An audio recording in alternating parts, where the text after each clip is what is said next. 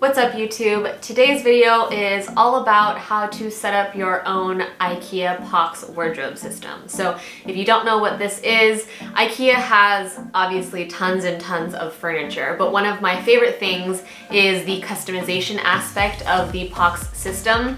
So in our house, we don't have a wardrobe or a closet in our second bedroom, and so I have a lot of clothes. I needed a system that would work for me, but I wanted to customize it without it getting too expensive.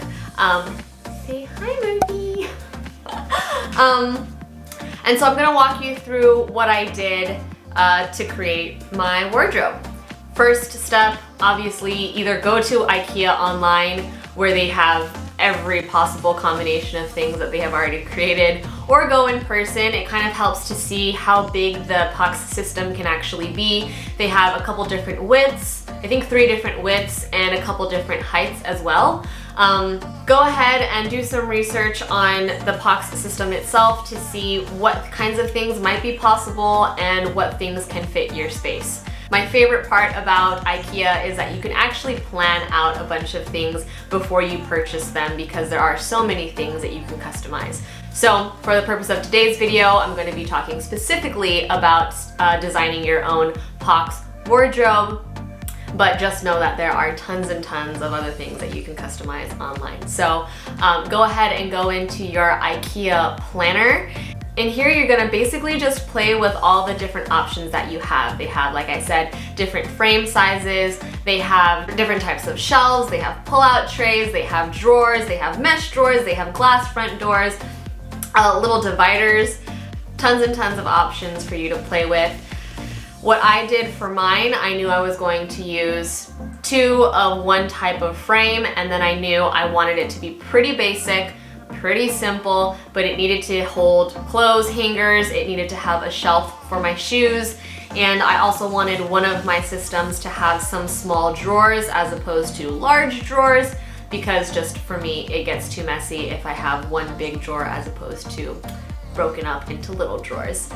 If you have a budget like I did, one of the really cool features is that as you're selecting all the different things to put into your wardrobe, it also gives you a total at the bottom before tax. So you kind of know where you're at all times. So I planned out what I wanted, got a couple of extra things just in case, and I completed step 1. I had everything basically planned out. I had a vision for what my very simple wardrobe would be. Oh, also, side note, the Pax system definitely comes with a different variety of options for your doors.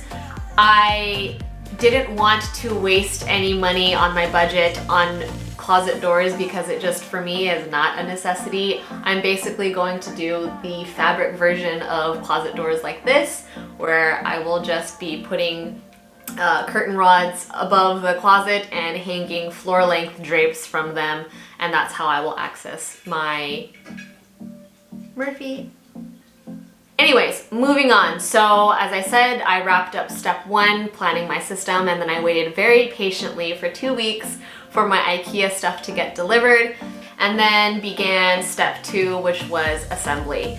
This part should have been a little bit easier. It was a little tricky for me specifically because our trim is about 3/4 of an inch thick, and so my wardrobe was not actually sitting up against the wall, but it wasn't a problem. All I had to do was secure a 1x4 to the wall so that my wardrobe was at least flush against the 1x4 where I was drilling in to secure it to the wall. Assembly was pretty easy with my husband's help. The frame is honestly just 4 pieces and then plywood on the back nailed in. And then began the fun part. So step 3 is actually bringing your customization to life. I had a few clothing rods that I knew I wanted to put up. I knew I wanted at least a couple of shelves. And then, like I said, I had one of my wardrobes. I added in a really cool little divider that basically splits that wardrobe into 2, and I have some pull-out drawers. This is where I'm at right now. It was pretty easy to put together once the frames were built and secured to the wall. I know it's simple, but it is something that makes me super happy because it's exactly how I want it to be, and I can continue to tweak it as I go along if I want to.